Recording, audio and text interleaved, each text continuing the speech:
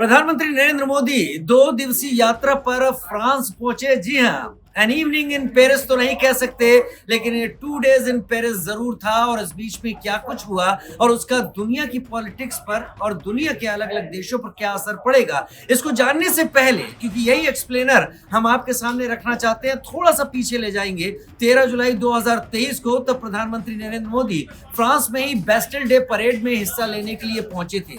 भारत के दूसरे वो प्रधानमंत्री थे जो बेस्टिल डे परेड में हिस्सा लेने के लिए पहुंचे थे। फ्रांस का राष्ट्रीय पर्व की तरह देखा जाता है और बहुत अहम स्थान इसका होता है, जिसमें बुलाए जाने वाले किसी भी गणमान्य अतिथि और उसके देश की कीमत फ्रांस की नजरों में क्या है समझ में आ सकती है। उससे पहले Manmohan Singh Bastille day parade में हिस्सा ले चुके थे। प्रधानमंत्री Narendra Modi Bastille day parade में पहुंचे और अब प्रधानमंत्री नरेंद्र मोदी एक बार फिर फ्रांस में हैं। लेकिन इस बीच में वो दौर भी याद कीजिए जब इमैनुअल मैक्रो पहुंचे थे बनारस और प्रधानमंत्री नरेंद्र मोदी ने बनारस के तट पर, बनारस के घाट पर इमैनुअल मैक्रो का स्वागत किया था। शायद वो बॉन्डिंग तभी से दोनों की नजदीक आती हुई दिखने लगी थी। लेकिन इस बॉन्डिंग का असर भारत और फ्रांस के रिलेशन में प्रधानमंत्री की इस 2 दिवसीय यात्रा से किस तरीके से पड़ रहा है, ये बताने की जरूरत आपको यहाँ पर हम अच्छी तरीके से एक्सप्लेन करके रखना चाहेंगे। भारत और फ्रांस दोनों रक्षा के क्षेत्रों में एक दूसरे के बहुत नजदीक है। राफेल विमान फ्रांस से ही आता है, डसा एविएशन इसको बनाती है।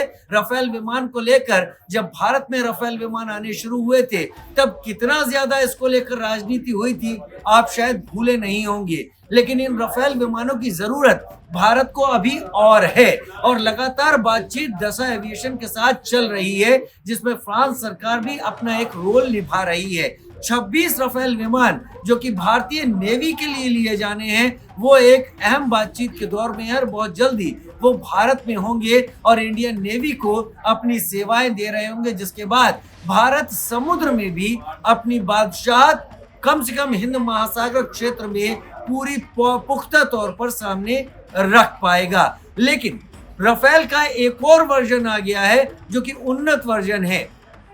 प्रधानमंत्री की इस यात्रा के दौरान एआई समिट थी, जो कि आर्टिफिशियल इंटेलिजेंस को लेकर समिट थी। इससे पहले ये समिट ब्रिटेन में हो चुकी थी, साउथ कोरिया में हो चुकी थी। ये इस वक्त फ्रांस में हो रही है, जो कि भारत की सह अध्यक्षता में हो रही है। और यहाँ आपको ये बात बता देना और ठीक रहेगा कि ये आगे आने वाले दिनों में अगले साल ये भारत में समिट होगी। लेकिन एआई समिट जिस तरीके से भारत फ्रांस के बीच में हो रही है, एआई का दायरा विश्व में एक अलग ऊंचाई पर ले जाने की तैयारी है। और एआई के जरिए भारत का जो टैलेंट है वो इस बात को दुनिया के सामने जोर शोर से रखता है कि कम से कम आने वाले दिनों में एआई के रूप में भारत एक बड़ी ताकत होगा।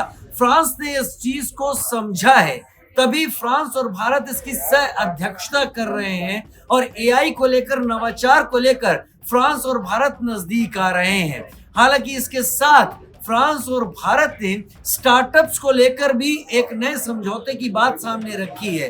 फ्रांस और भारत ने टूरिज्म को लेकर भी एक बात सामने रखी है। लेकिन रक्षा और न्यूक्लियर क्षेत्र में ये बात जरूर कही है कि दोनों देशों ने बातचीत की है, लेकिन इसका पूरा खुलासा सामने नहीं रखा है कि वो क्या है।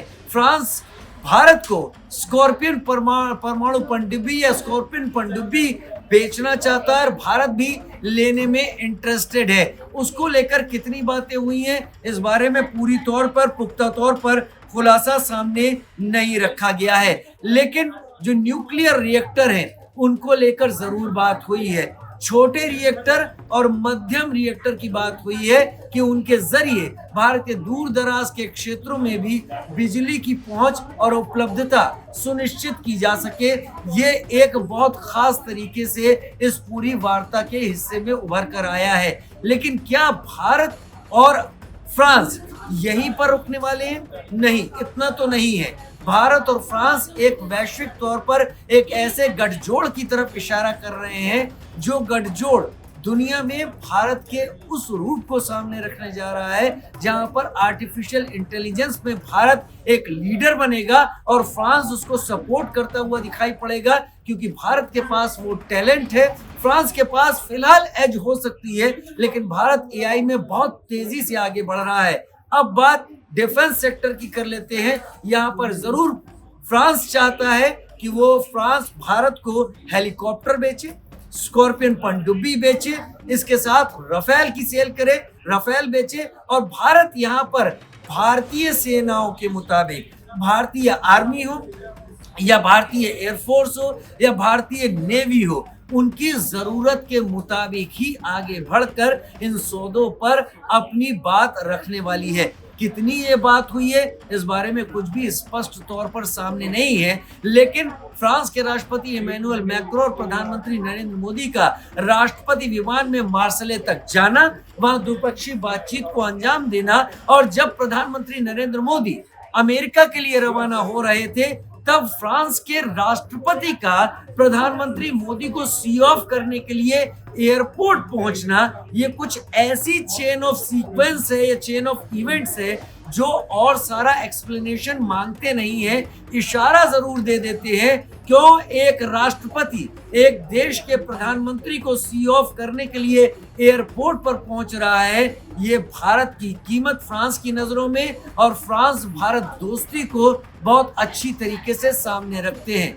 कई सारी चीजें हैं जिनकी डिटेल की जगह सतही तौर पर दोनों ही देशों के डिक्लेरेशन में बातें रखी गई हैं, उनकी माइन्यूट डिटेल्स अभी सामने नहीं आई हैं, लेकिन वो भी इशारा यही कर रही है तस्वीरों के जरिए कि भारत और फ्रांस एक ऐसे रास्ते पर आगे बढ़ चले हैं जहां पर रक्षा सहयोग है, न्यूक्लियर सहयोग है, स्टार्टअप्स का सहयोग है, आर्टिफिशियल इंटेलिजेंस का सहयोग है, और इससे भी बढ़कर प्रधानमंत्री मोदी और इमैनुअल मैक्रों के बीच में 1 to 1 वो रिलेशनशिप है जो कम से कम फ्रांस को भारत के खिलाफ जाने का कोई मौका नहीं देती। फ्रांस भारत के साथ ही बने रहना चाहता है, और इसकी सबसे बड़ी तस्दीक फ्रांस की तब हम कर सकते हैं जब भारत ने न्यूक्लियर टेस्ट किए थे पूर्व प्रधानमंत्री अटल बिहारी वाजपेयी की सरकार के दौरान।